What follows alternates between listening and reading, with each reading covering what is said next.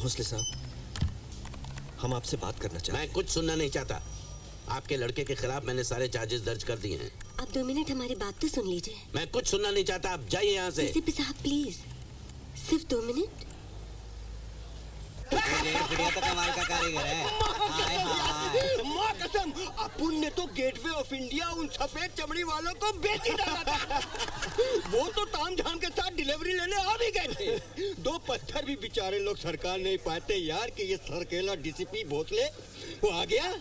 Gateway of India तो नहीं सरकार, अपुन को सरकार के यहाँ ले आया यार। ओह अच्छा, इसलिए आजकल हमारे पैर चल रहा है। हाँ, वो 2-4 छेड़ियाँ तोड़ी मार दिया था ना भाई लोगों ने। वैसे डार्लिंग मेरी, अगर कोई ताजमहल, लाल किला, कुतुब मीनार खरीदने का कोई सॉलिड पार्टी मिले ना तो अपुन के पास लेके आना, सबका पेपर तैयार है।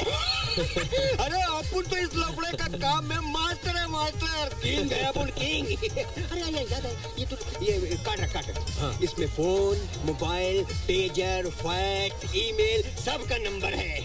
अरे यार, टाटा और बिरला का साइन देखने को नहीं मिला, नहीं तो अभी तक तो उनका खाता खत्म कर दिया होता। ए, सो जा चुपचाप। ओए, मैं सोऊंगा ना तो अपने घर जाके सोऊंगा, कुछ समझे? आप जाके मेरे मॉम डैड को बुला के लाओ। वो लोग घर गए कब के?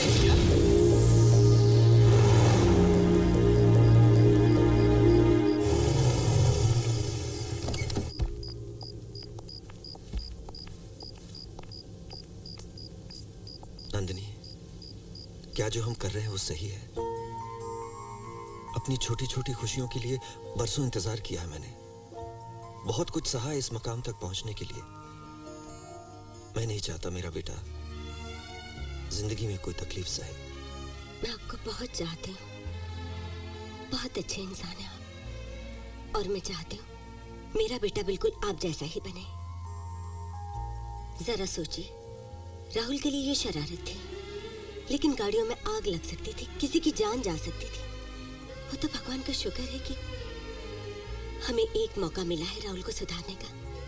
मेरा यकीन मानिए, इसी में हमारे बेटे की भलाई है।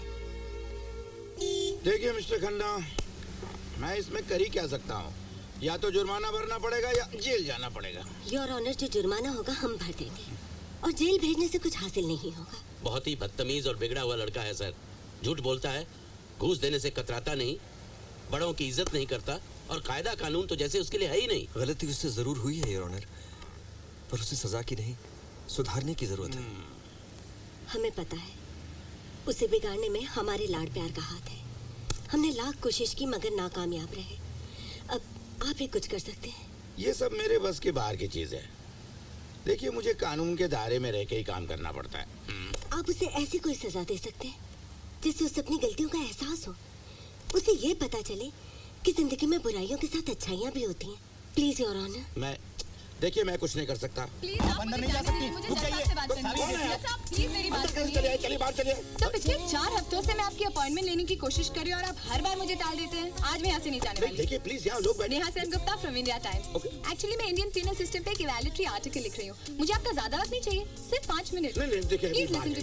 मेरा पहला सवाल, पिछले 25 सालों से आप इस कुर्सी पर बैठ के फैसले सुना रहे हैं, लेकिन आपने एक दिन भी ये सोचा कि आपके सुनाए गए फैसलों से गुनहगारों में परिवर्तन आ रहा है या नहीं? क्योंकि सजा का मतलब तो ये है कि आदमी अपने गुनाहों को महसूस करे। देखो, तुम अभी। हाँ, मुझे पता है, सब यही कहते हैं, हमारे हाथ बंधे हुए, हम कुछ नहीं कर सकते। राइट, मैं बैठ के कानून की किताब तो नहीं लिखता। मेरे मन में जो सजा है किसी को तो नहीं दे सकता, चाहे मुझे अच्छा लगे या बुरा। देखो, अभी आप जाइए। लेकिन नतीजा क्या सर? आज की तारीख में ऐसे लाखों केसेस हैं जिनकी सुनवाई नहीं हुई है। हजारों लोग जेल में पड़े बिना किसी मुकदमे के। कौन गौर करेगा इस सच्चाई पर? देखिए, मैं रोज 8 घंटे काम करता हूँ। पिछले 25 सालों में सिर्फ 10 मरतबा छुट्टी ली है। एक जज कानून के दायरे में रहकर इससे ज्यादा और क्या कर सकता है? कुछ नहीं कर सकता। आप बहुत कुछ कर सकते हैं सर, लेकिन सवाल वही है कि आपको कुछ नया करना है। ये देखिए, अपनी रिसर्च के दौरान ये मेरे हाथ आया। अमेरिका में एक जज ने गुनहगार को जेल भेजने के बजाय 200 घंटे रास्ते साफ करने का काम दिया। सजा खत्म होते होते उसमें इतना बदलाव आ गया कि वो सारी दुनिया के लिए मिसाल बन गया। ये देखिए, प्रेसिडेंट बिल क्लिंटन ने खुद इस जज को सम्मानित किया है सर।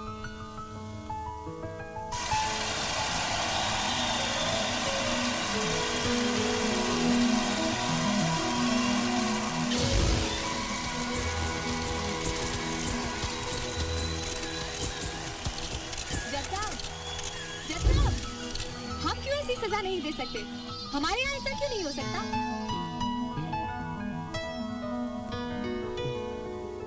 इस कुर्सी पर बैठकर पिछले 25 सालों में मैंने कई फैसले दिए हैं, पर आज का मेरा ये फैसला सजा नहीं सबक है।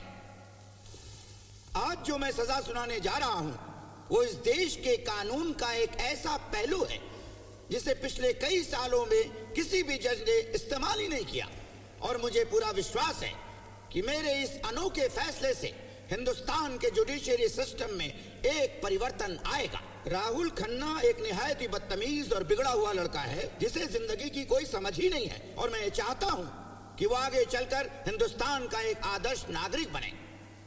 सारी जिंदगी का तजुर्बा जिनके पास हो, उन बुजुर्गों के अलावा इस नई पीढ़ी को संस्कार सिखाने वाला भला और कौन हो सकता है। और इसी बात को ध्यान में रखते हुए मैं राहुल खन्ना को शहर से दूर आशियाना वृद्धाश्रम में पूरे 1 महीने रहकर बुजुर्गों की सेवा करने की सजा सुनाता हूँ। इस सजा के दौरान राहुल खन्ना अपने घर वापस नहीं आ सकते, और ना ही उनके कोई दोस्त या परिवार वाले वहाँ रहने जा सकते हैं।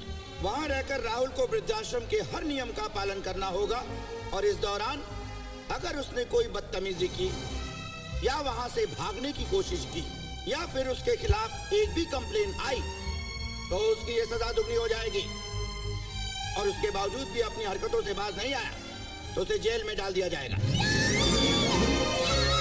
तो बिल्कुल ध्यान से बात करते नहीं, और सर, आप विश्वास ही नहीं करेंगे, पर जज मूर्ति ने राहुल खन्ना को, निरंजन खन्ना के बेटे को पूरे 1 महीने वृद्धाश्रम में रहकर सेवा करने की सजा सुनाई है। मैं इतनी खुश हूँ, जज मूर्ति ऐसी सजा सुनाएंगे मैंने तो ये सपने में भी नहीं सोचा था। क्या कंक्लूजन है मेरे आर्टिकल के लिए? कल तो इसे मैं अपने फ्रंट पेज पर छाप ही रही हूँ। ये देखिए, my article is also ready. कचरे के डिब्बे में फेंक दो इसे। हम क्या गॉसिप मैगजीन प्रिंट करते? और क्या होगा तुम्हारी इस फ्रंट पेज न्यूज से? रबिश। एक अनोखी सजा, कानून में नया परिवर्तन, क्या लिखोगी तुम? न्यूज तब होगी जब वो लड़का या तो सुधर जाएगा या वैसा ही रहेगा।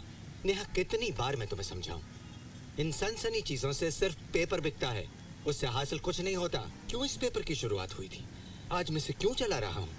हमेशा मैं तुमसे कहता आया हूं कि लिखने से पहले 1 मिनट रुको, सोचो क्यों लिख रही हो तुम। और अगर तुम सच्ची पत्रकार होती तो उस लड़के के साथ जाती, वहां रहने के बाद उसमें कोई बदलाव आया भी है या नहीं ये देखती, फिर मुझे अपना आर्टिकल देती, और तब मैं जरूर उसे फ्रंट पेज पर छापता।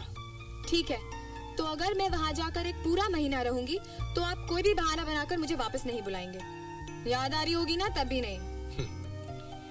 ठीक है, नहीं बुलाऊंगा।